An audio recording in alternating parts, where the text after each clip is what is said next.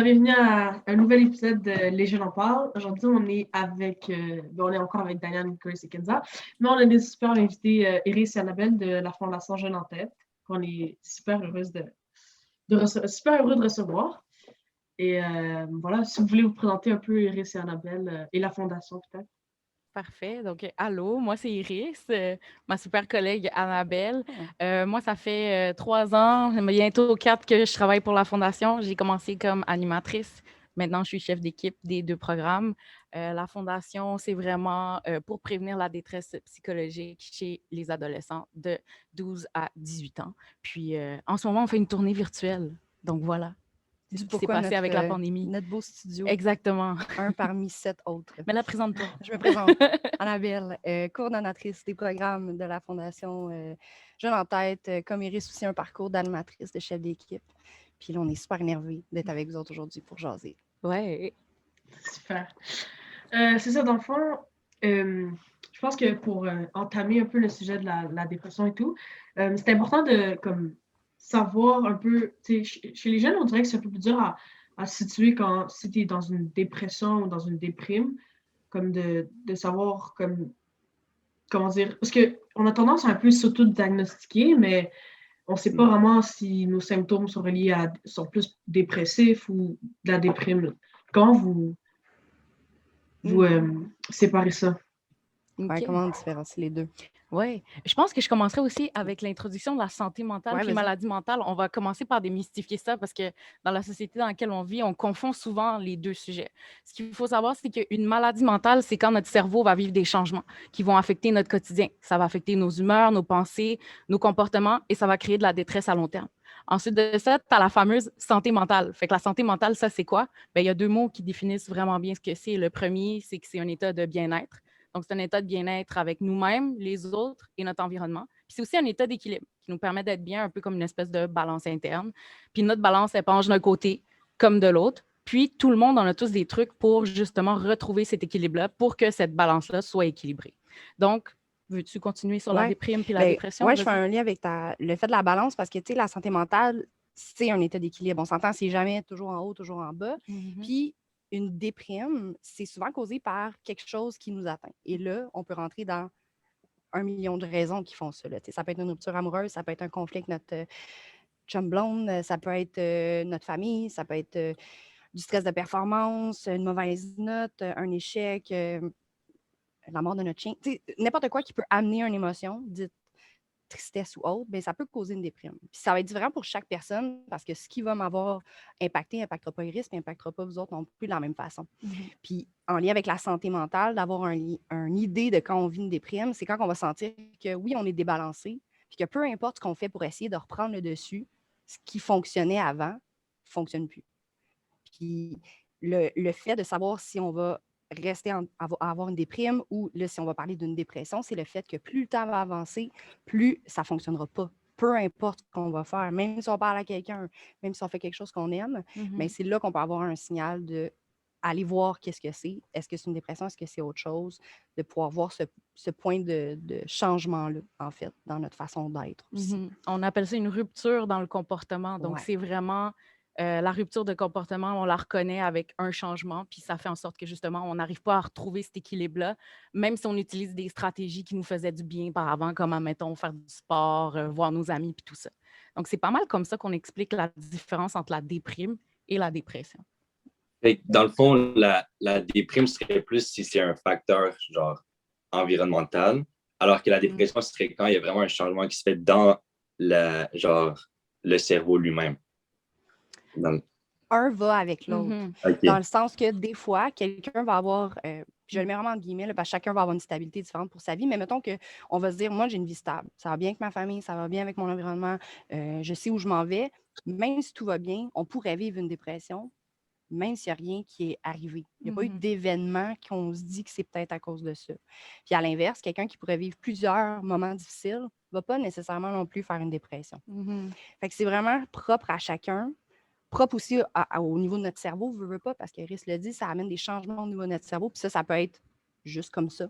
Mhm. Ça ne s'explique pas, vu que c'est neurologique directement.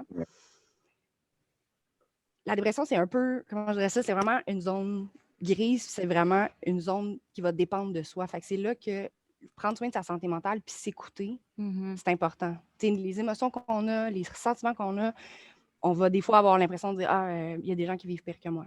Ah, c'est pas si grave que ça. Ah, c'était juste une mauvaise journée. Sauf que notre cerveau va vouloir nous expliquer qu'il y a quelque chose qui va pas bien. Puis c'est là qu'il faut écouter ces signaux-là pour voir qu'est-ce que c'est, aller chercher l'aide qu'on a besoin aussi. Exact, parce que tout ce qu'on vit, c'est valide, parce Yeah. qu'on est tous différents dans la société. Donc, ce qu'on vit, c'est valide, puis on doit s'écouter puis valider ce qu'on ressent, justement, avec les gens et les ressources autour de nous. Je pourrais pas hocher plus la tête en ce moment. Oui. Donc, ouais. Et vous direz, c'est quoi les signes de savoir si tu vis une dépression? C'est quoi les signes clairs que tu sais que, ah, OK, en ce moment? Ou si tu vois un ami, tu vois ces signes-là et tu dis, ah, je devrais venir en aide peut-être à cet ami-là. On y va avec les symptômes. Ouais, on peut parler de symptômes. Ouais, on pourrait parler d'une tristesse constante, donc une tristesse qui dure vraiment beaucoup dans le temps. On pourrait parler aussi de justement baisse d'appétit ou augmentation de l'appétit. Ça dépend, ça va dans les deux côtés. Il pourrait avoir les sommeils. Les sommeils. Il y en a plusieurs. Les cycles de sommeil, donc l'insomnie ou l'hypersomnie. Insomnie, je vous apprends rien, c'est quand on n'arrive pas à dormir. L'hypersomnie, c'est quand on dort vraiment plus que d'habitude, mais on n'est toujours pas reposé. Ouais, donc, ça peut être perte d'intérêt pour ce qu'on aimait avant. C'est pas changer de goût, là, c'est vraiment quelque chose qu'on tripait. Là, on le fait. Aucun plaisir. À la limite, on va le délaisser, puis on va même pas le remplacer par quelque chose d'autre qui serait normal dans la vie, juste de changer de goût. Ça peut être de s'isoler, bien sûr, ou être tout le temps avec quelqu'un. Ouais. Continuellement. Ou avec une gang d'amis, tu sais, pour pas justement... penser que ça va pas. Ouais, exact. Ou tout ça. Puis aussi, un qui peut être intéressant, des fois qu'on pense que la personne va bien, c'est les masques. On va appeler ça le masque de la bonne humeur, par exemple. Quelqu'un qui est tout le temps content, fait tout le temps des blagues. On s'entend, il y a des gens comme ça dans la vie, c'est super correct, mais quelqu'un qui fait tout le temps ça, parle pas de sujets sérieux, veut toujours rester dans la légèreté, puis c'était pas son cas avant. Ça, c'est vraiment le bout important. Oui, un symptôme, ça nous donne un indice, mais surtout s'il y a eu un changement. On n'était pas comme ça avant, puis à cause de ce changement-là, on a de la difficulté à fonctionner à l'école, avec nos amis, dans notre personnel, sur notre hygiène, par exemple. Ça peut être des signaux des fois. J'avais une question par rapport à parce que vous avez dit la dépression, c'est comme quand c'est un peu plus, ça revient à être sur un long moment. Est-ce que c'est possible d'avoir une courte dépression ou ce serait une déprime puisque c'est court? C'est tellement une bonne question parce que, en fait, on entend souvent parler de dépression passagère, puis de, comment qu'on appelle ça? Dépression saisonnière. Merci, passagère. Ça, c'est une déprime passagère. Donc, ça va vraiment dépendre du diagnostic que le professionnel de la santé va donner, en fait. C'est vraiment eux qui vont être capables d'établir un diagnostic, tout en dépendance de c'est quoi les symptômes, ça fait combien de temps que ça dure, puis c'est juste eux qui vont vraiment être capables de dire c'est une dépression. Donc, oui, il y a peut-être des gens qui vont rester en dépression, je ne sais pas moi, 1 an. Peut-être qu'il y en a que ça va être 6 mois. Peut-être qu'il y en a que ça va être 3 mois. Mais ce genre de choses, c'est vraiment important d'aller voir un professionnel de la santé pour avoir le bon diagnostic. Donc, je peux pas... Je ne suis pas une professionnelle de la santé, je ne peux pas te dire oui, il y a des dépressions qui durent 2 semaines, mais ce que je sais, c'est que justement, les professionnels de la santé vont vraiment venir diagnostiquer si c'est une dépression, puis ils vont donner le traitement tout en dépendance de la situation de la personne. Oui, puis au niveau du temps, des fois, là, il y a un exemple, moi, souvent que c'est ça qui m'a fait comprendre que des fois, on voit une dépression comme quelque chose qui est long. Pas toujours. Des fois, oui, puis ma définition de long, c'est pas la même que vous, par exemple, ou que Iris. Puis, par exemple, une rupture amoureuse. Moi, je trouve que c'est un exemple qui montre vraiment bien que ça peut être une déprime et qui peut rester. Tu sais, quelqu'un dans la vie va vivre une rupture amoureuse. Il y en a qui, après 2 semaines, sont repartis sur le dating. Il n'y a pas de problème. Ils ont fait leur deuil. Ils sont prêts à ça. Il y en a que ça va prendre 2 ans avant qu'ils aient le besoin de rencontrer. Ou 5 ans, tu sais, ça dépend. C'est vraiment personnel, en fait, ouais. Puis dans ce cas-là, par exemple, si on sent que quelqu'un, exemple, vivrait une rupture, puis on dit « c'est long, puis tout ça », peut-être qu'effectivement, la personne, elle vit encore son deuil. C'est pas parce que c'est plus long que ça devient une dépression. C'est peut-être effectivement une longue déprime. Puis graduellement, ça va revenir. Puis le point avec le temps, c'est plus d'y aller en optique de c'est intense. Qu'est-ce qu'on ressent? Ça ne s'améliore pas, peu importe ce qu'on fait. Puis plus le temps avance, plus on a l'impression que ça chute au lieu de remonter. bien, c'est là qu'effectivement, en voyant un professionnel, on va pouvoir voir est-ce que c'est une dépression, est-ce que c'est autre chose, qu'est-ce qu'on peut faire pour s'aider. Ben, Et du coup, ça serait quoi, dans le fond, vos conseils si, par exemple, genre, on se dit que peut-être c'est une dépression qu'on a ou que quelqu'un dans notre entourage, on se dit ben, peut-être qu'il y en a une. Qu'est-ce que vous conseillez? You wanna go? Oui, OK. En fait, ce qu'on dit, c'est que c'est super important d'observer ce qui se passe dans notre environnement. Donc, de s'observer, de voir qu'est-ce qui a changé. Si c'est pour les gens autour de nous, c'est d'observer justement ce qui se passe, c'est quoi les changements qui sont arrivés. Puis par la suite, c'est sûr que c'est super important que lorsqu'on a observé ces changements-là, de les adresser. De les adresser comment? De façon non violente, dans la communication, parler au jeu. Puis pas attaquer nécessairement la personne, parce qu'on s'entend que si tu dis à quelqu'un « tu as l'air déprimé, tu devrais aller chercher de l'aide », je pense que la personne ne va pas t'écouter. Donc, par contre, si on formule les choses, Annabelle, j'ai remarqué que dernièrement, tu ne viens plus dîner avec nous, tu ne veux plus venir courir avec moi dehors, j'ai l'impression que je te vois tout le temps triste, puis moi, ça fait en sorte que je m'inquiète. Donc, j'aimerais savoir qu'est-ce qu'on pourrait faire. Est-ce que je peux t'aider de quelconque manière, de s'inclure, puis aussi de nommer l'inquiétude. Ça va vraiment faire en sorte que la personne ne peut pas comme invalider ton inquiétude. Comme la personne ne peut pas nécessairement juste te dire non, tu n'es pas inquiet, non, tu n'es pas préoccupé. La personne ne peut pas nécessairement venir invalider ce que tu dis. Donc, en fait, pas ce que tu dis, mais ce que tu ressens, toi, en tant qu'être humain. Puis ça peut ouvrir la porte à justement aller chercher de l'aide. Oui, puis d'être honnêtement franc aussi. Des fois, on veut adresser, par exemple, à quelqu'un autour de nous qu'on a remarqué que ça ne va pas. Mais des fois, on va ouvrir des portes. Hey, ça va-tu ces temps-ci? Tu as l'air de moins bien aller. Puis ça se peut que la personne ne sait même pas qu'elle ne va pas bien. Elle n'a pas remarqué. Elle est dans son quotidien. Les choses continuent d'aller. De prendre le temps d'amener des fois des observations concrètes, un peu comme dans l'exemple que tu as donné, d'être capable aussi d'amener des solutions. Par exemple, si on est à l'école, il y a des fois des intervenants qu'on peut aller voir. Si on a une bonne relation avec les parents de notre ami, par exemple, de dire, ça tente qu'on aille en parler avec tes parents, je peux venir avec toi, on peut aller voir un intervenant ensemble, je vais venir avec toi aussi, on peut appeler tel jeune, je peux être à côté de toi quand tu appelles.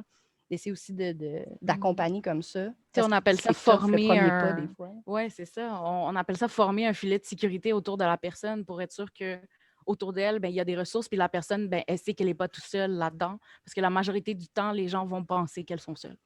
Donc, mais je pense pas quand la personne qu'on cherche à aider, comme soit elle veut pas être aidée, ou elle se dit, genre, tu peux pas comprendre, genre, comme, tu peux pas me donner de conseils, ou tu peux pas m'aider parce que t'es pas à ma place, comme.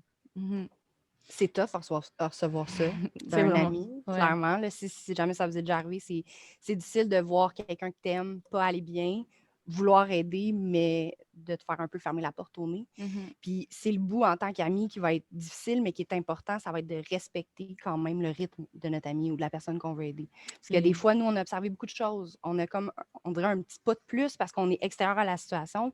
Puis comme on le disait, ça se peut que des fois, on ne remarque pas qu'on va pas bien. Fait que là, que quelqu'un vienne nous dire j'ai l'impression que tu ne files pas ces temps-ci, il t'arrive telle chose, ça va-tu? Ça se peut que ça soit juste un hit in the face. Puis là, tu as besoin un peu de temps de processer, puis c'est peut-être pas le bon endroit non plus pour en parler. Fait que de créer le filet de sécurité, ça va être important de respecter le rythme. Fait que ça en prend beaucoup sur nous. Là. De nommer nos envies aussi, de dire peut-être que c'est pas le bon moment en ce moment pour toi pour en parler. Sache que je suis là, tu me textes, tu m'appelles, t'aimerais ça que je t'en reparle peut-être dans une semaine. Est-ce que tu veux me l'écrire? Si tu veux qu'on se fasse des mémos vocales? De voir comment notre ami peut être à l'aise, ça peut aider. Puis des fois, de laisser un moment à notre ami puis de lui revenir plus tard aussi. Ça peut effectivement être... Mais ça, je pense que même si tu te fais dire que tu comprends pas, genre, c'est quand même réconfortant de savoir que l'autre personne sait que tu vas pas bien. Genre, ça fait quand même une petite étape de plus. Puis aussi, mettons, la personne, c'est normal qu'elle va se dire « tu sais, toi, tu vas pas comprendre et tout. » Mais si tu lui expliques que, justement, dans ce cas-là, elle peut aller voir un professionnel et lui, il va pouvoir probablement la comprendre. C'est sûr que ça va être plus rassurant parce que c'est normal que, comme, elle se dise « Ouais, peut-être que lui, tu sais, c'est pas un professionnel, il va pas pouvoir m'aider. » Exact. Puis c'est souvent ça, c'est l'accompagnement, en fait, des gens qui pensent qu'ils sont justement tout seuls là-dedans. Parce que je vais jamais vivre ce que Annabelle va vivre. Tu sais, vous allez jamais vivre ce que moi j'ai vécu, puis moi je vivrai jamais ce que vous avez vécu.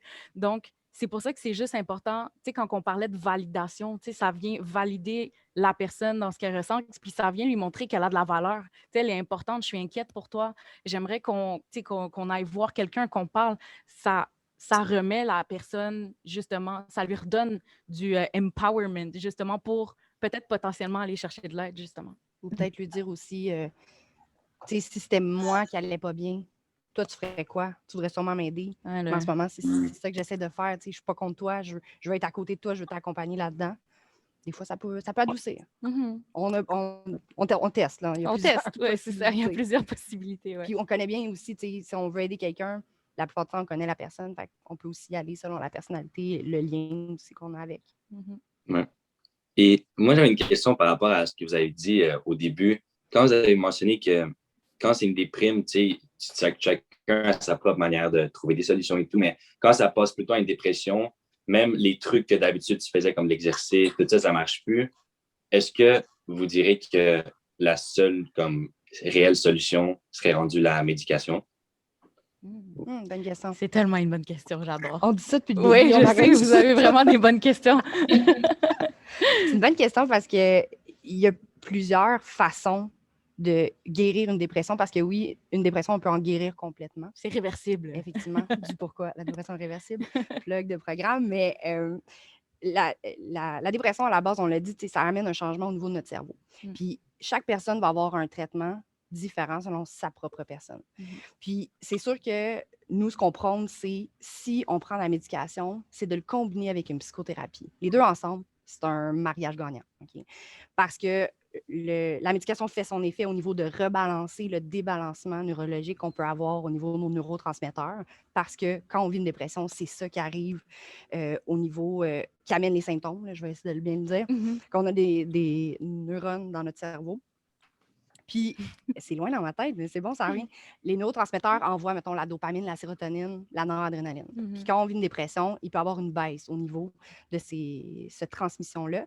Puis quand on prend la médication, dépendamment de la médication, bien sûr, puis c'est le professionnel de la santé qui va pouvoir statuer qu'est-ce qui est le mieux, selon nous, c'est de rebalancer ça. Fait que ça, c'est bon, ça va nous aider à avoir moins d'effets face à nos symptômes. Sauf que c'est pas ça qui règle nos problèmes. C'est pas ça qui nous fait nous questionner sur qu'est-ce qui a pu causer ça? Où est-ce que je m'en vais? Qu'est-ce que je veux? Qu'est-ce que je suis? Qu'est-ce que je vaux? Plein de questionnements comme ça. Puis c'est là que la psychothérapie vient vraiment ramener le tout parce que là, on s'est repositionné dans un état plus stable au niveau de notre cerveau, au niveau de nos émotions, tout ça. Mais on a encore ce travail-là après à faire avec l'aide de psychologues, de travailleurs sociaux, de name it. Il y a beaucoup de professionnels à travers ça. Fait que, honnêtement, le combo, c'est le best. Oui, c'est ça. Puis ça va vraiment dépendre de chaque personne. Il y a des gens, c'est juste la psychothérapie. Il y en a qui se disent la psychothérapie, c'est pas pour moi. Ça me parle pas. Mais dans la majorité des cas, la combinaison des deux mène vraiment à des bons résultats. C'est de s'écouter aussi. Des fois, les gens, on ne veut pas aller consulter parce qu'on sent qu'on ne connectera peut-être pas avec la personne avec qui on va parler. Puis c'est important de ne pas s'arrêter à la première personne. Si jamais on rencontre notre intervenant, ça ne clique pas. Dans la vie, on ne clique pas avec tout le monde. Puis là, ça ne clique pas avec cette personne-là, on essaie quelqu'un d'autre. On va rencontrer quelqu'un d'autre. On va trouver vraiment notre fit. Parce qu'après, quand on trouve le fit, on la garde. Ouais. Exact. Ouais. Fait que c'est bon de ne pas s'arrêter à ça aussi. Fait que je ne sais pas trop si on répondait à ta question. On s'est-tu Ouais. perdu ou on a répondu à ta question? Non, vous avez répondu. Ouais, ok, c'est bon. J'ai comme eu peur pendant 2 secondes. T'es parti sur un petit nuage. Ouais, c'est ça. Mais c'est bien de savoir ça parce que pendant longtemps, comme j'ai souvent entendu que la médication, c'est inutile, ça rend pire que ça aide et tout. Mais de savoir que c'est vraiment le combo des deux qui aide qui va aider à avoir une meilleure santé mentale. Genre, c'est une bonne information à savoir que je ne savais pas moi-même. Ouais, puis Oui, je pense qu'on est en in-sync. On a un cerveau là, ici. Là, ouais. Le préjugé, oui. ça, vas-y. Ah, j'aime ça. Ben, c'est ça, on en est. La synchronicité. Donc, ouais, ben, en fait, c'est les préjugés qu'on a vraiment beaucoup. Puis, tu sais, on en a plein, là, les préjugés sur la maladie mentale, la santé mentale. Puis là, en plus, la médication. Ouais, c'est ça. Puis, tu sais, aussi, tu sais, moi, je ne vais pas le cacher, tu sais, culturellement parlant, ben, tu allais voir le psy parce que tu n'étais vraiment pas bien, mais c'est vraiment pas ça, en fait. Tu sais. Donc, on peut avoir plein de biais ou de stéréotypes comme ça, mais justement, les stéréotypes et les préjugés qu'on peut avoir sur la médication, c'est ça, c'est que ça rend zombie, ça rend pire, c'est pas ça. C'est addictif. C'est addictif, mais dans le concret, ça ne l'est pas. Tu sais. Puis ce qui est important de retenir, c'est que quand on sent des effets secondaires de la médication, c'est comme n'importe quelle autre médication. On le dit aux médecins, on arrête de la prendre, puis on prend une médication qui est adaptée à nos besoins. Parce que souvent, les gens ont comme peur de dire que la médication ne fonctionne pas pour eux, fait qu'ils ne le diront pas, fait qu'ils vont la continuer ou ils vont Ils juste vont juste arrêter. l'arrêter. Ils vont arrêter le traitement en plein milieu sans Sans- jamais consulter Ouais. un médecin. Fait que c'est là où est-ce que les gens sont comme, ben là, elle a arrêté, puis là, c'était pire qu'avant. Mais c'est parce qu'il n'y a pas eu de consultation, tu sais, justement, Mhm. avec le médecin. Puis, ça n'a pas donné le temps au corps de la personne de rétablir les connexions neuronales dans le cerveau. Ça, c'est un cerveau. Puis ça, c'est des neurotransmetteurs. Donc, voilà. C'est des effets Je fais spéciaux. le faire comme ça. Ouais, donc c'est un peu ça. Donc, c'est normal que vous ayez ces stéréotypes-là sur la médication. Ben, en tout cas, je parle pour moi, mais je pense avec la fondation, c'est ça qu'on a appris en fait. Moi aussi, j'avais ce préjugé-là en rentrant. Je me disais, OK, mais pourquoi quand les gens arrêtent leur médication, les symptômes reviennent? Ben, si c'est le cas, c'est probablement parce qu'ils l'ont fait pas accompagné du médecin ou ils se sont dit, je vais bien. Ouais, je Fait que vais je vais bien, fait que arrêter. j'arrête. Ben non, parce que le cerveau, lui, il a eu besoin de ça pour se restabiliser. Il est comme, OK, c'est bon, ça va. En descendant la dose tranquillement, là, notre cerveau va être capable de recommencer par lui-même à faire la transmission. Puis là, après, on va pouvoir arrêter de le prendre. Mais si tu arrêtes d'un coup, le cerveau, il n'a pas eu le temps d'y penser. C'est ça. Il retombe où ce qui était au début. Puis tu me corrigeras si je me trompe, mais il me semble que c'est 6 à 8 semaines Yep. avant que les Même 8 antidépresseurs... à 10, je crois. 8 à 10 semaines avant que les antidépresseurs commencent à faire de l'effet sur certaines personnes. Fait que si après 4 semaines, il y a quelqu'un qui est comme « Ah, je vais bien et tout », puis après ça rechute, ben c'est juste quote-unquote normal que ça soit pire qu'avant parce Ouais. qu'il n'y a pas eu d'accompagnement. Donc, super important de toujours être accompagné s'il y a de la médication d'impliquer. Et d'ouvrir la conversation avec les professionnels qui nous suivent. Ça, c'est Ouais, une clé. ouais, Si ouais. on a des inquiétudes, on n'est pas sûr, on a peut-être... on ne sait pas si c'est adapté, on ne sait pas si c'est dû à la dépression, si c'est autre chose. Ou on a peur Discuter. parce qu'on a ces stéréotypes-là. Ouais, C'est important de les dire justement c'est aux vrai. professionnels de la santé qui nous suivent. Ouais, c'est ça. Il y a encore un préjugé, je pense, autour de justement la médication, puis le fait d'aller voir un psychologue parce qu'on se dit, ben justement, est-ce que mon problème est comme assez important pour que j'aille voir un psychologue ou est-ce que la médication va faire tel ou tel effet? Fait que je pense que la communication, comme vous avez dit, est vraiment importante. Puis, tu sais, comme il ne faut pas avoir peur d'aller en parler à un professionnel, puis justement de communiquer pour avoir un suivi, puis s'assurer qu'on fait tout pour aller mieux. Puis aussi pour nos amis, là, je trouve que c'est important de les suivre puis de les conseiller pour qu'eux aussi ils se disent pas juste ben, c'est bon, je vais mieux, puis d'arrêter leur médication ou arrêter de voir un professionnel. Oui, c'est ça. C'est avant qu'ils arrêtent, c'est de voir avec eux. Est-ce que tu en as parlé à ton médecin? Mhm. Telle chose, je suis pas sûre, ou c'est-tu supposé faire cet effet-là? Des fois, c'est sûr que des fois, il faut réajuster un dosage. Mhm. Tu sais, le médecin, malheureusement, on n'a pas un scan qui fait que ça dit, toi, tu as besoin exactement celle-là et telle quantité. Non. Fait que c'est sûr qu'au début, il peut y avoir un certain ajustement. Fait que c'est là que c'est important la communication parce que si on sent que ça ne fait pas vraiment effet, nos symptômes sont encore là, ou on a l'impression que ça a l'air d'être trop fort selon les sentiments qu'on a dans notre corps, ben, de le nommer. Mhm. L'ajustement va pouvoir être fait, puis on va être sûr d'avoir ce qu'il nous faut. Ça revient à s'écouter dans le fond, puis écouter nos besoins. C'est nous. Ouais. C'est un mot aussi. Puis, Ouais. par rapport aux préjugés, encore une fois, genre, j'ai l'impression aussi que quand on est jeune, genre, prendre la médication, on se dit que, ben non, genre, je suis juste jeune, genre. C'est comme la médication, on dirait que je vois ça un peu plus pour des grown-ups, là, des personnes un peu plus vieilles. On dirait que j'ai jamais même entendu, genre, des proches personnellement qui prenaient de la médication pour des dépressions, des choses comme ça. On dirait qu'on se dit que, oh non, tu sais, on le banalise comme. Mhm. Mais c'est super bon ce que tu amènes, Dalia, mais ce que je veux dire, en fait, c'est que la majorité du temps, dans les cas de dépression à l'adolescence, la médication, elle n'est pas prescrite tout de suite. OK? Ce qui est prescrit, c'est la psychothérapie, c'est le cheminement avec la personne, puis tout en dépendance du thérapeute, ben, on y va séance par séance. La médication, elle est vraiment amenée quand on voit que la personne en a besoin. T'sais, donc, à l'adolescence, ce n'est pas un traitement qui est j'ai pas envie de dire prioriser, mais c'est pas ça qui se voit. Mais oui, c'est prescrit parfois des antidépresseurs à l'adolescence et dans la début vingtaine. Donc, C'est quand les symptômes prennent trop de place parce que ça va handicaper notre fonctionnement au quotidien. Fait que si ça peut nous aider à stabiliser l'impact des symptômes dans notre vie pour ensuite être capable d'aller en psychothérapie, parce que si nos symptômes sont tous dans le tapis, l'effet de la psychothérapie n'arrivera pas. Ça ne sera pas positif parce qu'on ne sera pas dans un état d'esprit où on est prêt à recevoir. On est en train de juste essayer de nager pour remonter à la surface et essayer de respirer un peu tranquillement dans tout ce raz-de-marée de symptômes. J'ai vraiment fait une belle métaphore, mais c'est ça. Fait que ça peut aider. Puis aussi, je pense que graduellement, en tout cas, les tabous commencent à tomber aussi en lien avec la médication. Il y a une web-série qui est sortie, Parfaitement imparfait. Les gens parlent de leur diagnostic, parlent aussi s'ils prennent la médication ou pas. Fait que ça permet de voir que c'est beaucoup plus commun qu'on pense. Ouais. Puis en ayant cette communication-là serrée avec notre professionnel de la santé, bien, ça nous permet de nous aider. Fait que pourquoi écoutons les professionnels? C'est eux qui veulent nous aider là-dedans. Puis aussi, on parlait des psychologues, de ne pas nécessairement attendre d'avoir des grosses difficultés pour aller en parler. Si on a la possibilité d'avoir des intervenants autour de nous, d'avoir ce réflexe-là graduellement, d'aller chercher de l'aide professionnelle, même quand c'est des petites choses, ça va nous aider à développer des outils encore mieux à l'adolescence, jeune adulte, pour notre vie après. Ouais. Puis Daniane, je pense que tu voulais dire quelque chose, mais on a enchaîné. Ouais. Moi, je me demandais juste, qu'est-ce que vous en pensez par rapport à ça, à l'alternative des suppléments, comme par exemple vitamine D, magnésium, oméga 3. Est-ce que ça peut faire la job avant de passer à la médication, genre chimique et tout ça? Étant pas des médecins, on ne peut pas te dire exactement le magnésium est bon pour ça. Ouais, c'est ça. Mais c'est moi, je sais que je prends du curcuma juste parce que j'aime ça, puis je me fais du thé au gingembre. Mais ça, c'est un goût personnel. Mais je ne sais pas si ça aide à justement ma santé mentale. À la base, ça peut aider à la santé. Oui, santé physique, santé du corps, santé mentale, on s'entend, tout est relié. Oui, tout est relié. Corps sain, esprit sain, là, on l'a déjà entendu.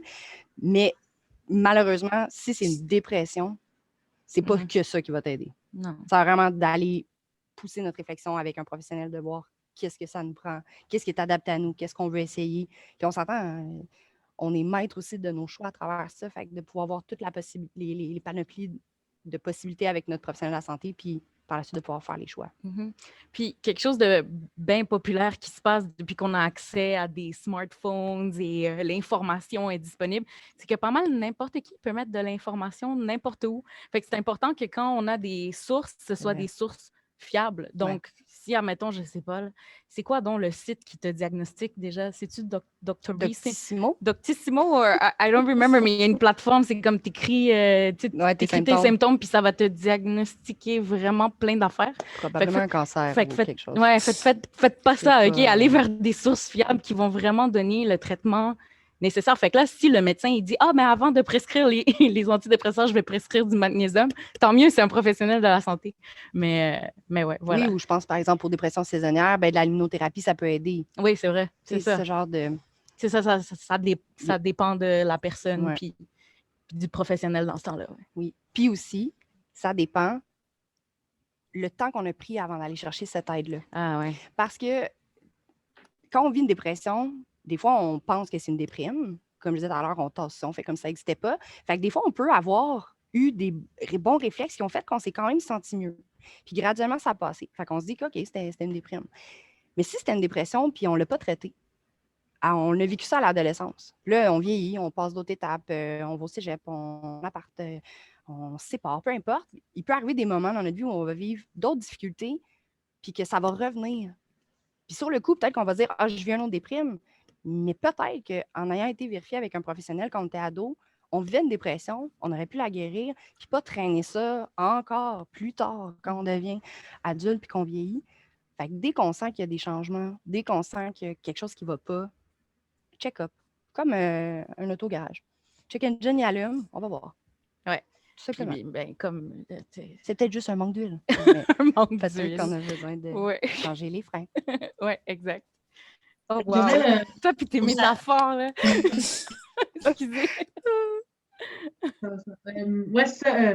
L'autre chose que je voulais revenir, c'est est-ce que vous pensez que genre, une personne ou surtout un jeune qui vit une dépression ou une déprime, d'aller discuter avec d'autres personnes qui vivent la même chose, c'est mieux ou pas mieux que des gens qui veulent t'aider à t'en sortir, qui vivent pas nécessairement la même chose. Puis, dans ton exemple, est-ce que, par exemple, moi, je vais pas bien, Iris voit que je vais pas bien, elle vient m'en parler, mais les deux, on va pas chercher d'aide ou on est allé en chercher? Comme, mettons que tu es dans un entourage où, mais genre, disons, avoir une discussion avec des gens, tu sais, si ça existait, genre, alcoolique anonyme, mais pour dépressif, genre, avec des gens qui sont dépressifs aussi, que Un genre... support group. Un support Ouais, un group. support OK. group, genre. OK. Est-ce que vous pensez que c'est mieux comme? Ben, du pourquoi je te posais la question, parce que si c'est, par exemple, je vais pas bien, puis là, je vois que mon ami va pas bien aussi, puis là, on fait juste se parler des choses qui vont pas bien. Puis là, à quel point c'est difficile, je sais plus si j'aime ma relation de couple, telle affaire, mais qu'au final, on reste là-dedans, ça sera peut-être pas négatif. Parce que là, l'optique d'aller chercher de l'aide extérieure n'est pas là. Parce que là, on s'en parle, on reste dans ces émotions-là, mais on a peut-être besoin d'avoir une aide extérieure pour pouvoir se level up puis aller chercher l'aide qu'on a besoin. Par contre, si j'ai vécu une dépression, j'ai été chercher de l'aide, puis là, Iris le sait pour une raison, puis elle vient me voir, bien, effectivement, que ça peut peut-être l'aider à aller chercher de l'aide, que je lui parle de mon processus ou que je lui donne des références de gens que j'ai vus, que je suis allée voir, par exemple, le travailleur social à l'école. J'ai trouvé que ça avait bien été, bien, peut-être je vais lui dire d'aller voir lui puis d'essayer avec cette personne au début. C'est vraiment important de le voir dans une optique. Est-ce que ça nous aide ou ça nous aide pas? Ouais, est-ce que ça nous nuit plus qu'autre chose? C'est ça, parce que, puis ça, c'est vraiment, encore une fois, c'est quand même assez personnel. Puis, je pense pas qu'on a une réponse vraiment comme, oui, ça l'aide, non, ça l'aide pas. Ça va dépendre de chaque personne parce que, comme on dit, il peut avoir autant un outcome positif ou négatif, tout en dépendance de la personne. Puis, c'est qui est dans l'entourage. Je sais pas si c'était clair, là, comme réponse. Là. Vous pouvez nous le dire si ça l'était pas, là. Mais je me dis que, comme vous dites, ça dépend, mais dans un sens, comme c'est bien d'en parler, mais dans un autre sens, l'autre personne, c'est possible que ça t'amène encore plus être dans un mauvais mood. Ouais, dans un temps comme ça. Et peut-être qu'elle n'est pas apte à t'écouter de la façon que tu mériterais d'être écoutée quand tu vas pas bien aussi. Ouais, c'est vrai. Elle a déjà ses struggles, fait effectivement. Et ça, ce que je voulais dire, c'est que je trouve ça nice que maintenant, on en parle plus de la santé mentale comme avant. Ça n'en parlait pas autant. Puis c'était plus comme un petit gêne d'aller en parler parce que tu dis, c'est pas grave, les gens qui vivent plus de problèmes que ça, c'est pas si important que ça. Mais c'est quand même, c'est assez important que c'est quelque chose d'assez important. Ouais, c'est plus tant un tabou comparé à avant. Là. C'est de moins en moins un tabou. Puis, tu sais, quelque chose qu'on démystifie dans les ateliers, c'est que c'est important de parler. Tu sais, des fois, il y a des petites choses qui prennent beaucoup de place en nous. Puis, c'est pas tout le temps les grandes choses. Des fois, on vit quelque chose de gros, puis on s'en rend même pas compte, mais c'est vraiment quelque chose de petit qui va déclencher quelque chose. Donc, c'est important de parler, peu importe c'est quoi la grosseur de ce qu'on a vécu ou de ce qu'on pense donc qui est donc bien insignifiant, alors que c'est signifiant. Parce que, encore une fois, je me répète, mais on est valide en tant qu'être humain. Fait que toutes les expériences qu'on vit nous valident, puis c'est important de démystifier quand quelque chose crée de la détresse, dans le fond. Ouais. Je me regarde pour rajouter quelque chose, mais je trouve que c'est. Je te vois sourire, fait que je suis comme, OK, je pense que j'ai dit ce que j'avais. C'est vraiment bien dit, oui. Okay. Et moi, je me demande si c'est à cause de la COVID qu'on a commencé à plus en parler ou si ça aurait été quand même de cette façon-là. Parce qu'on s'entend qu'avec la COVID, il y a beaucoup de gens qui ont été... vécu des moments difficiles. C'est ça, qui ont vécu des moments difficiles. Ouais. Ouais, ben, avec le programme La Base pour la santé mentale, ça faisait 2 ans, cette année, qui était en branle, qui était dans les écoles. Puis oui, effectivement, c'est sûr que la pandémie a démontré que des moments où est-ce qu'on se sent instable, on perd notre équilibre, ça peut clairement aussi débalancer notre santé mentale.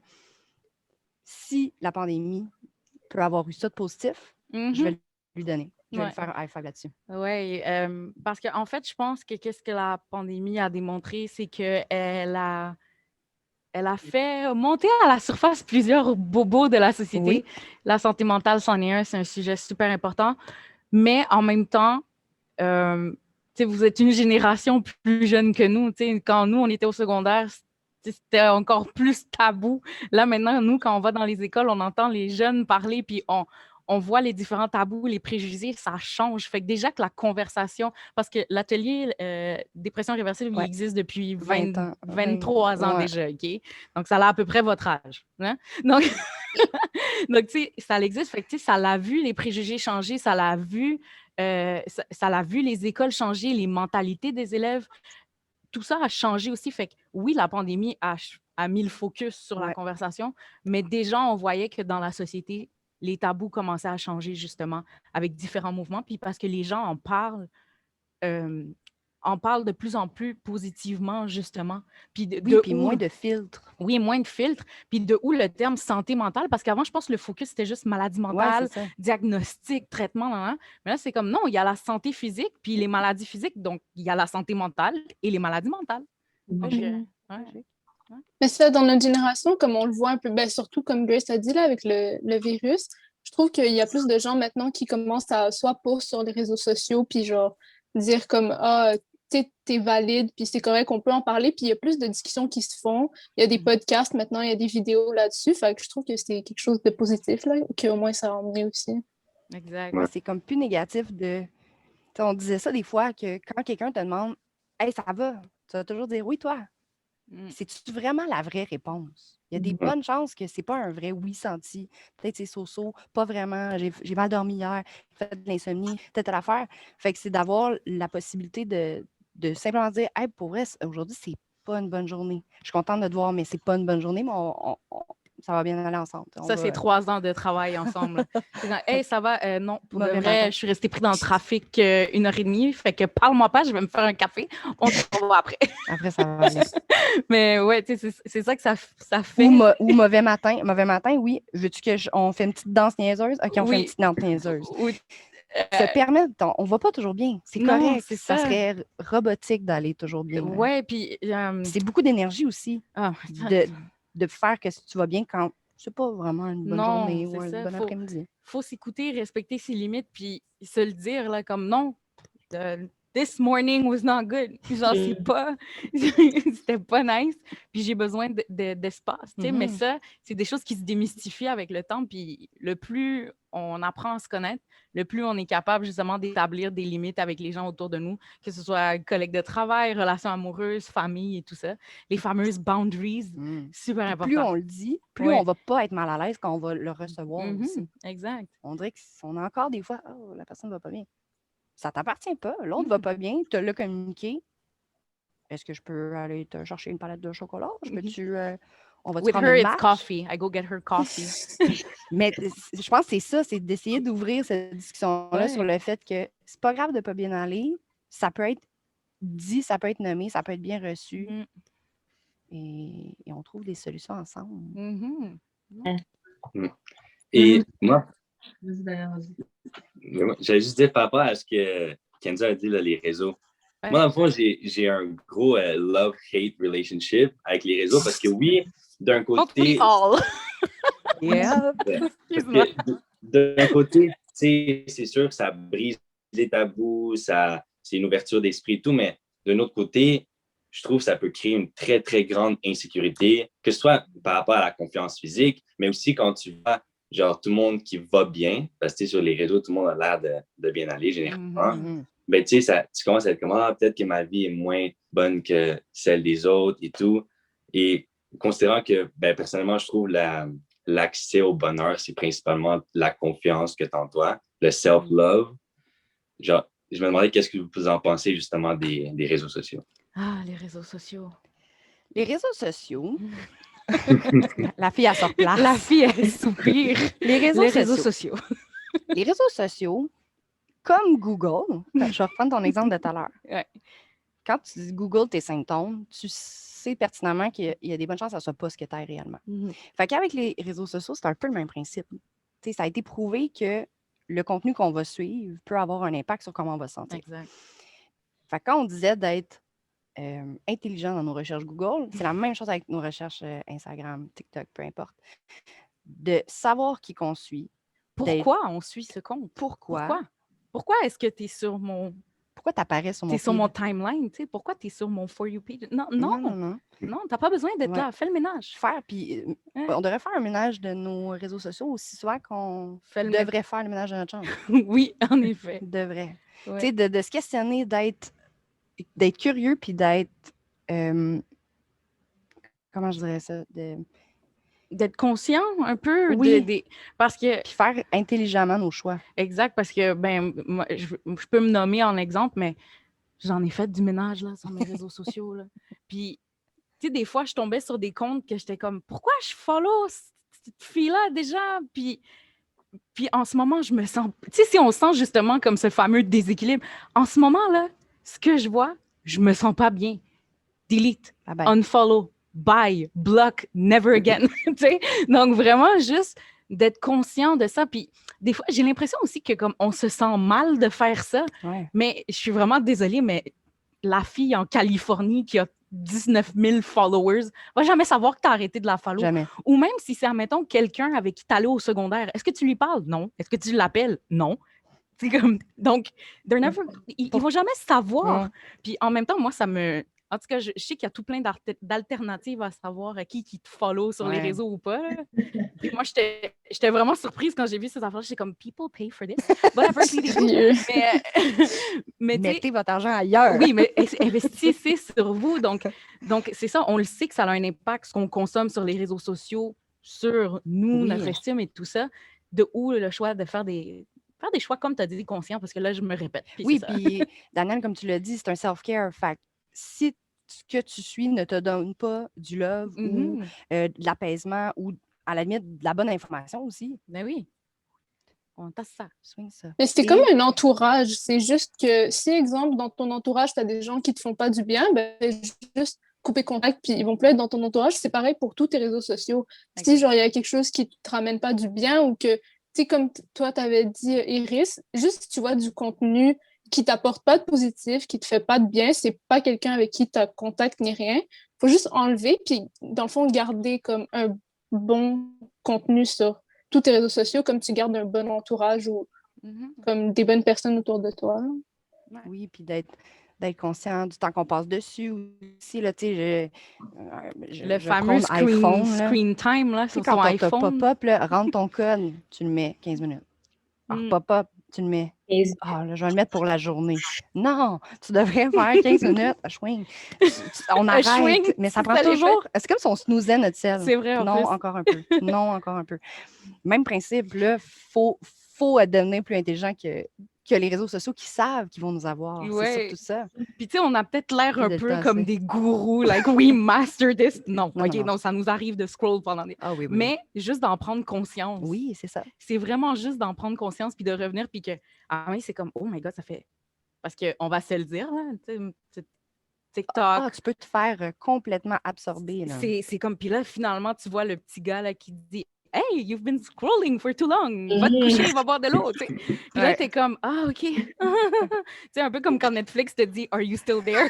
Donc, c'est important, c'est comme, ah, est-ce que je suis vraiment là, mais pas vraiment là. Ouais, je suis vraiment là devant ma télé, mais plus genre, est-ce que je suis vraiment là? Est-ce que je suis consciente de mes sensations, de ce qui se passe autour de moi? Est-ce que j'ai faim? Est-ce que j'ai soif? faim, Est-ce j'ai que- soif? Est-ce que je devrais brosser mes dents puis me coucher bientôt parce que j'ai un examen demain? Peut-être. Donc, tu De sais, revenir un peu dans le moment présent Exact.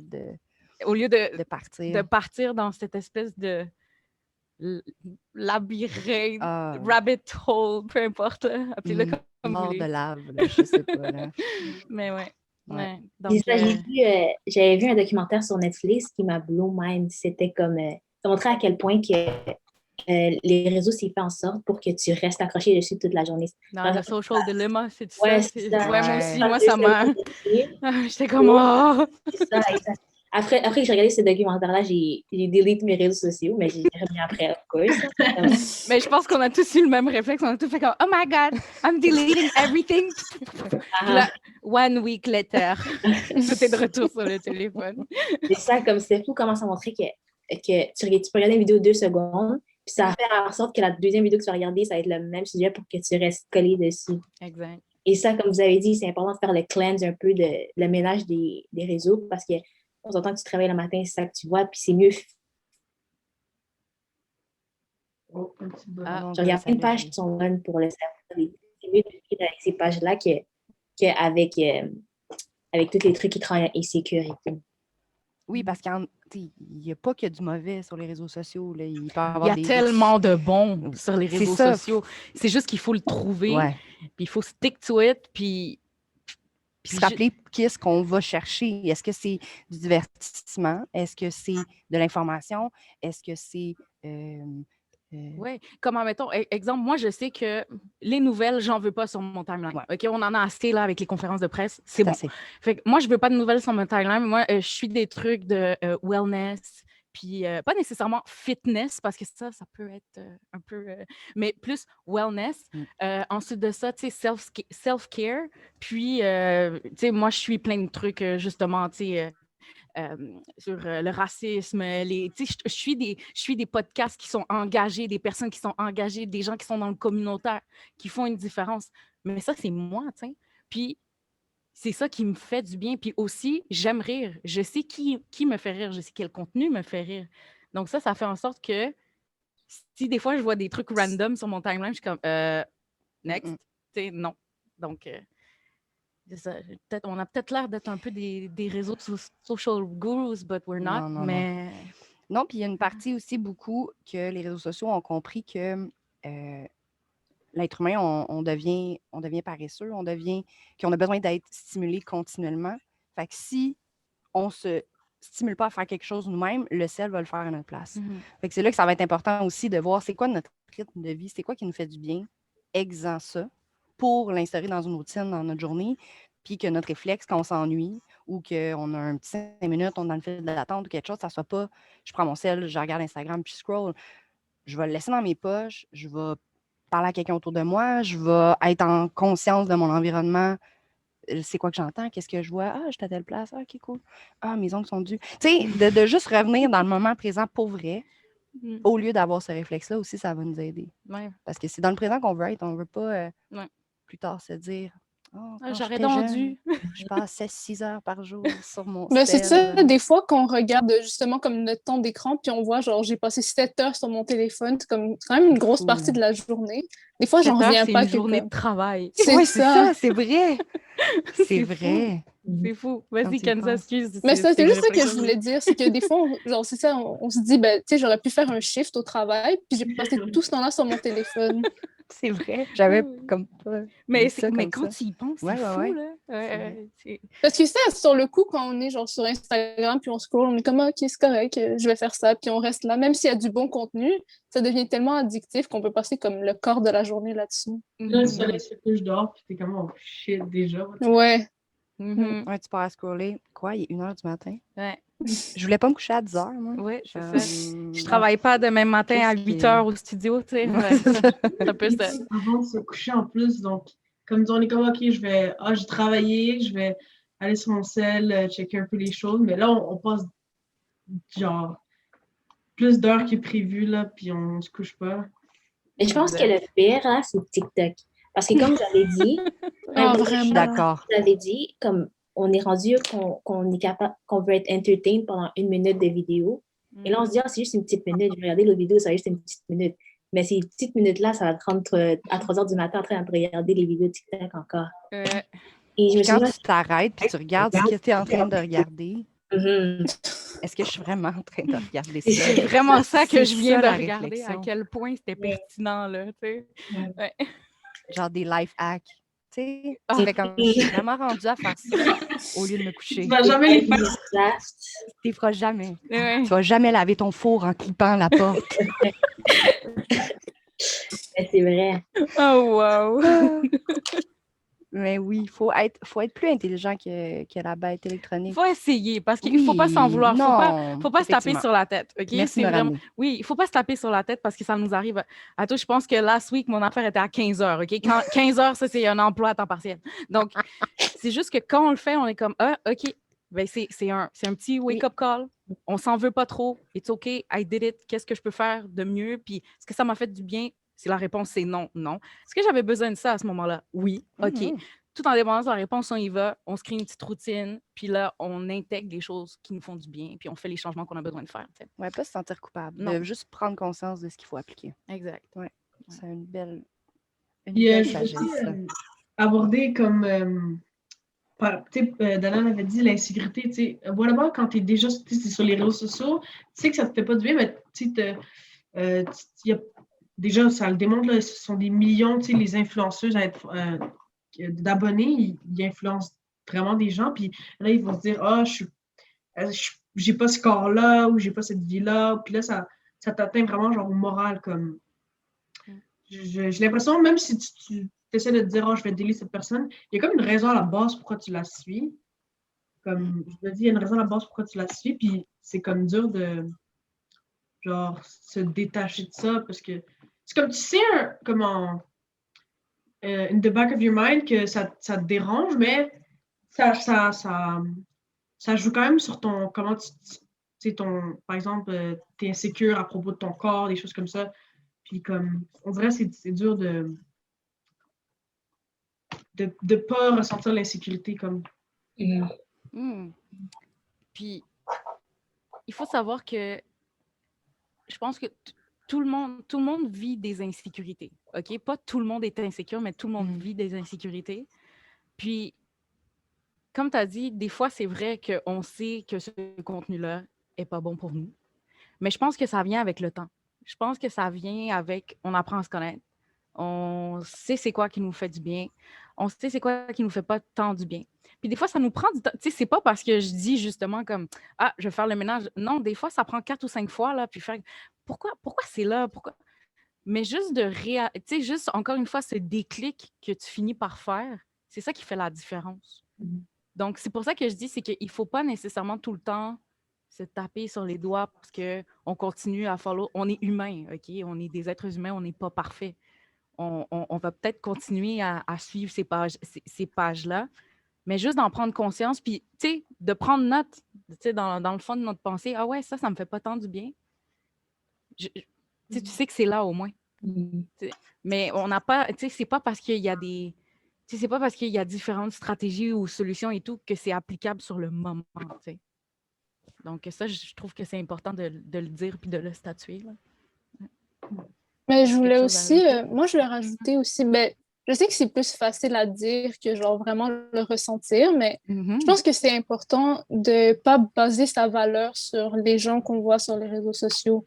Parce que comme, peut-être qu'on les trouve attirants, peut-être qu'on les trouve comme parfaits, entre guillemets, mais je pense que genre la première étape pour comme continuer à regarder peut-être leur contenu et aimer leur contenu pour de vrai et pas juste les suivre comme ça, c'est de comme être conscient de nos insécurités puis d'apprendre à les aimer aussi, de se dire comme, tu sais, moi, j'ai mes défauts, j'ai mes qualités, il y a des trucs chez moi que j'aime, il y en a que j'aime moins, puis genre, c'est correct, mais cette personne-là aussi en a.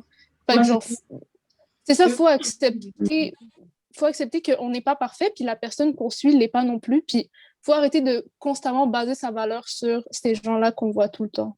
Puis c'est ça, il faut éviter de se comparer constamment parce que même si cette personne-là, tu la trouves, mettons, t'es comme, mais elle est tellement attirante et tout, mais le fait que cette personne-là est belle, ça n'enlève pas ta beauté à toi. Ça ne te rend pas moins beau ou moins bon que cette personne. Le meilleur exemple que j'aime, c'est les fleurs dans un jardin. Tu sais, la rose ne va pas se comparer à la marguerite, puis la marguerite à la fleur, à la rose. Tu sais. Ils sont toutes belles, mais ils ont leur propre beauté. Tu sais. Chacun a sa propre beauté, chacun se démarque parce qu'il ou elle est. Tu sais. Donc, c'est important d'aller chercher sa valeur à cause de qui on est, puis de se faire confiance à soi aussi. Oui, puis d'être bienveillant avec les choses qu'on n'aime pas des fois de nous-mêmes, dans le sens que ça prend du temps, là, soit comprendre qu'est-ce qui fait qu'on n'aime pas ça, ou juste de réaliser que finalement, on a pris beaucoup de notre temps et de notre énergie à ne pas aimer telle sphère de nous, puis que quelques années après, où il va arriver une situation où quelqu'un va nous refléter que finalement, cette partie de, je pense au corps, mais ça peut être de notre personnalité ou peu importe, est tellement belle ou est tellement spéciale, ça va peut-être renverser la vapeur à ce moment-là, puis d'être doux avec nous, ce qu'on ne fait pas assez. Puis on a parlé de la pandémie tantôt, c'est sûr que la pandémie a amené le fait qu'il faut prendre soin de soi beaucoup plus que ce qu'on faisait dans notre rythme effréné de vie Mm. d'avant pandémie, par exemple. Fait que c'est vraiment d'être bienveillant, d'accepter les choses, de se donner du temps, de pas se taper sa tête pour des choses inutiles, puis de pas se sentir coupable et Mhm. de voir effectivement, Daniel, tu l'as bien dit, notre beauté à nous, parce qu'on en a toutes. Mm. C'était vraiment bien dit. Ouais. Oh, merci. Mhm. Est-ce qu'il y avait d'autres gens qui avaient de quoi à dire? Des sujets? On a pas lu quelque chose? Non, ok, super. Je pense que ça l'a bien tout dit, ça a fini, ça a Ouais, bien. honnêtement, ouais, ça finit bien. Ouais. C'est ça, Ok, c'était on espère qu'on a répondu à vos Oui. questions du mieux de nos capacités, puis que vous êtes satisfaite des Ouais, réponses C'était qu'on a vraiment données. intéressant. Merci beaucoup. Ouais, non, mais c'est vous qui êtes Ah, merci intéressant. vraiment. Ouais, merci à vous de nous recevoir parce que honnêtement, là, j'écoutais votre épisode où est-ce que vous parliez de justement la trentaine, les responsabilités. Est-ce que j'économise mon argent ou est-ce que genre je m'en vais puis je vis ma vie? Puis j'écoutais ça, puis tu sais, Annabelle et moi, tu sais, l'année passée, on a eu 30 ans, ton, Oh ton, là ton. là. Puis honnêtement, s'il n'y a pas, tu sais, ils disent que la jeunesse n'est pas éternelle, mais moi, je pense que ça se passe ici, là, honnêtement. Mais s'il n'y a pas de jeunesse, nous, on ne serait pas là. Ouais. Tu sais, puis si vous n'auriez pas créé cette plateforme-là pendant la pandémie, on ne serait pas là non plus. Fait que vous êtes impressionnants, vous êtes intéressants, vous nous rendez intéressantes. Donc, Et vous merci. accompagnez souvent nos marches. Oui, donc, Jusqu'au oui, on couvre-feu. nous ride en auto. Sachez qu'on vous écoute. Fait que merci vraiment beaucoup de nous avoir accueillis. Annabelle et moi, on est plus que honored to be here. Puis on vous souhaite juste que du succès, là. Let's go! Let's get it! Et rappelez-nous n'importe quand. Oui, rappelez-nous n'importe quand. Vous voulez Ça venir ferait plaisir de vous visiter, revoir. peu importe, ça serait vraiment le fun. Puis Non, voilà. parce qu'on a encore plein de choses qu'on pourrait dire, mais ouais, ça nous ferait plaisir de vous revoir. Mais oui. Vraiment. Puis merci de nous avoir invités comme ça parce qu'habituellement, on est dans des écoles Oui. et malheureusement, depuis 1 an et un petit peu plus, on l'est pas. Fait que là, on se sentait un peu comme si on était dans une école puis on jase sur un coin de table de cafétéria. Ouais. Donc, merci vraiment beaucoup pour ça. Merci à vous. Bon, du coup, je vais conclure. Merci à tous ceux qui ont écouté cet épisode. Si vous êtes sur YouTube, comme d'habitude, likez et commentez l'épisode. Et dites-nous ce que vous voulez qu'on parle lorsqu'on va refaire un épisode avec la Fondation J'ai en tête. Puis, voilà, c'est ça. Allez écouter les autres épisodes si ce n'est pas le cas. Allez voir la Fondation, leur page Instagram, leurs ateliers, leur site Internet, faire des dons si vous pouvez. Et voilà, c'est ça. Merci à tous et à la prochaine. Bye. Merci, guys. Merci. Bye. À la prochaine. Bye.